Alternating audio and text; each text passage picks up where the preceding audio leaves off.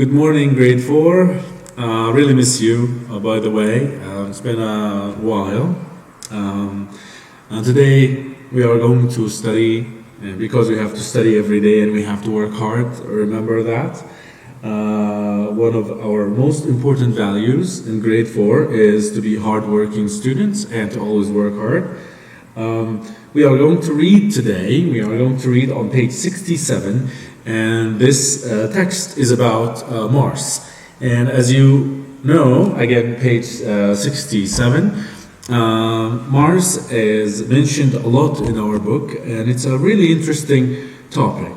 So today we are going to read together, and I want you to practice reading at home. After we read this text, we are going to find out some words and write them as vocabulary, and we are going to learn how to use them in sentences. Okay, now we have just started. What is that? Okay, so I'm going to start reading. Please, I would like you to have your eyes on the lines and your fingers on the words that I'm reading, like that. So the finger is on the word and the eye is, your eyes are on the lines. So the first, this is the first time I will read this, and I would like you to practice afterwards. Reading. Read this newspaper article and then answer the questions. Mini Mars mission. Meet Alyssa. Even at just 13 years old, NASA have high hopes for her. Talk about dreaming out of this world. 13-year-old American teenager Alyssa Carson plans to be the first person to set foot on Mars, and NASA seems to be backing her all the way. The future Mars walker, as she refers to herself on her official Twitter page, is currently training to be an astronaut. She began training when she was only 3 years old. She already has her own codename, Blueberry. She is already learning several languages and attending some tough science classes as part of her training. Alyssa exclusively told First News, "I want to go to Mars because I have so many questions that I want answered. For example, is there life? I'm very determined. I have made it this far, and I don't think I'll be changing my mind. Watch this space. We have high hopes for this big dreamer." The first planned mission to Mars will be in 2033. Okay, I would like you to go over this text. You can repeat this video, you can listen to me read one more time, and then I would like you to practice with your father or with your mother, with your siblings, if you have any brothers or sisters around you that can help. I would like you to practice reading. This is very important. Okay, we are going to discuss some language that is used in the newspaper. So I'm going to use the word high hopes. What does it mean when we say high hopes? And remember, these are not vocabulary words. These are more like, let's say, expressions, things that we use in newspapers and to make something more interesting to say. Okay, so let's see the vocabulary. We have high hopes. When somebody has high hopes, it means that they have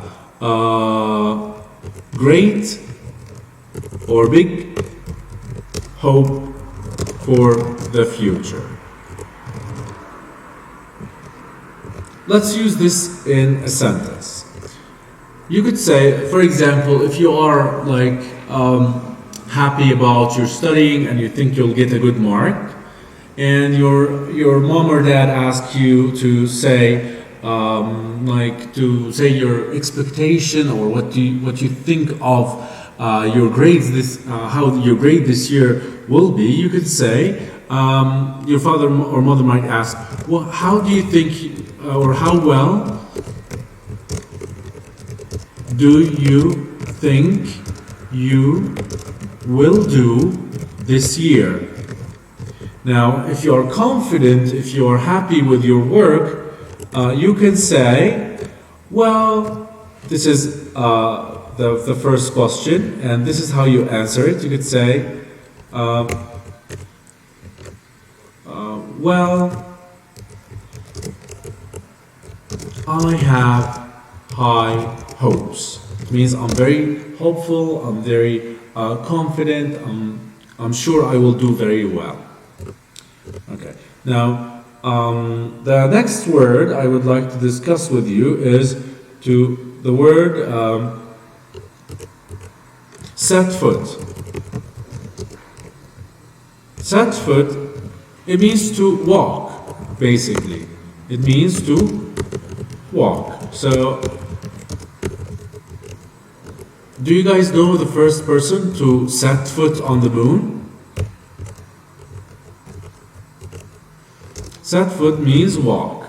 So, do you know, to put it in a sentence, we could say, do you know the first person to set foot on the moon?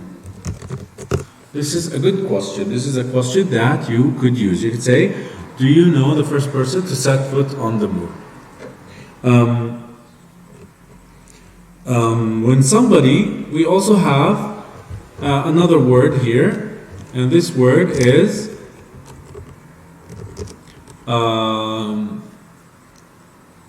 it's a very interesting word, and backing. Now, some people use this word wrong. They say, I backed from the supermarket. This is wrong. We can't say that. You have to say, I came back from. I came back from. But when you use back as a verb, it means to support. Support. So here, the sentence, you could use it in a sentence in the meaning of my parents always back me, which means my parents always support me. This is what it means. And number 4, let's see, we have the word currently. Currently is one of the words that they use in the newspaper to say now. So it's a better way to say now. So currently means now. I can say, I now teach grade 4, or I can say instead, I currently teach grade 4. I currently teach grade 4. So it's the same meaning, but this is a powerful word. It's an academic word. It's a word that we use in the newspaper and in the news in general. We also have the words code name. The word code name,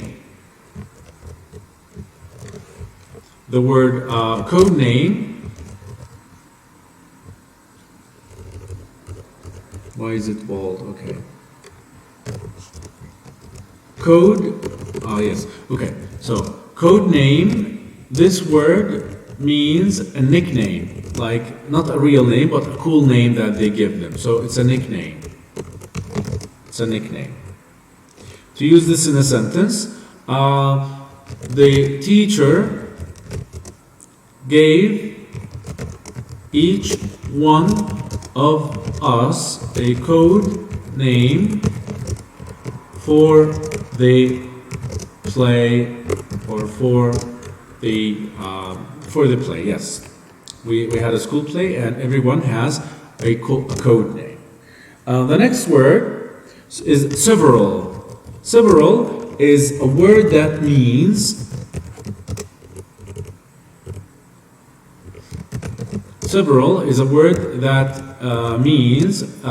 some.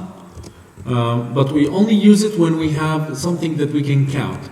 We can say like some people, some papers, but we can't say, we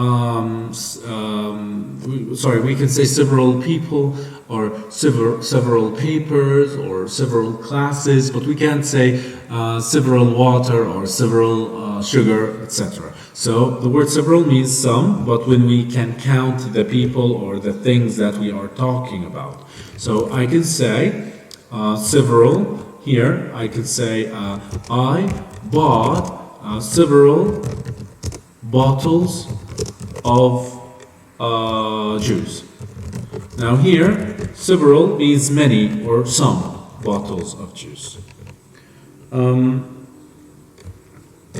then next is the word that we hear a lot on TV actually, and this word is exclusively.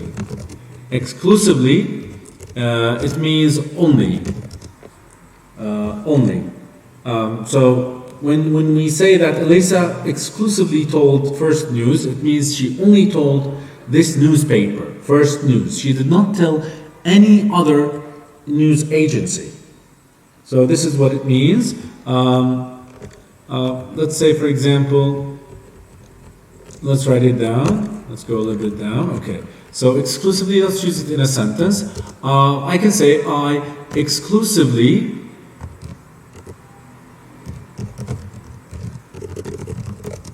eat vegetables and let's say meat because on a diet. So when I'm on this diet, I exclusively eat what? Vegetables and meat, which means only eat vegetables and meat. Number 8, we have the word in the text. If we go a little bit further down, we can find the word determined. Determined is a really nice word, and determined means somebody who wants to do something very badly, he wants to do something very well, and he's not never going to give up. This is the meaning of determined. So we can say hardworking. We can say hardworking, somebody who is working very hard to make something happen. So this is the meaning of the word determined. We can put it in a sentence. An example would be like, I think my sister is going to pass her exams. She looks very determined. She looks very determined. This is what I can use to make a have. This is what I can do to put it in a sentence and to make it meaningful. This word, determined. Some people say determined, which is a wrong. This is a wrong pronunciation. It's not determined. It is determined. We have to say it right. Determined. Okay. Let's go up here. I have prepared a worksheet for you to work with at home, and I want you to use your dictionary. Use Google Dictionary. Google Dictionary is amazing. It gives you the meaning of these words. But first, I will read this text for you, so you can have a recorded reading. You can listen to my reading. You can pause the video and you can go back and read this on your own. And after you read, I would like you to answer 6 questions and give meanings to these words in the last question. So let's begin. Let's begin. Ready?